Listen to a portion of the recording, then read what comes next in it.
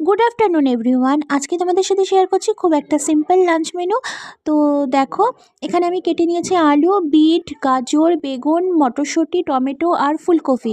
তো কড়াইয়ে পাঁচফোড়ন, শুকনো লঙ্কা আর কাঁচা লঙ্কা সম্বার দিয়ে আমি সমস্ত সবজিগুলো একে একে দিয়ে দিয়েছিলাম। তারপর দিয়েছিলাম হলুদ, লবণ আর সামান্য পরিমাণ জিরে গুঁড়ো।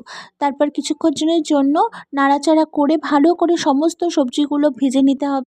তারপর একটু ভাজা ভাজা হয়ে গেলে দিয়ে দেবো অল্প পরিমাণে জল, দিয়ে ঢেকে দিয়েছিলাম।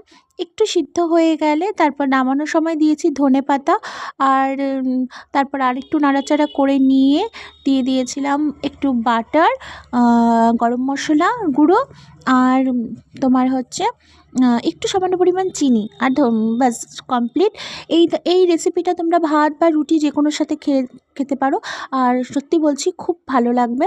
তোমাদের যদি আমার এই টাইপের ভিডিওগুলো ভালো লাগে, অবশ্যই আমার পাশে থাকবে। আজকের মতো এইটুকু। টাটা, সবাই ভালো থাকবে।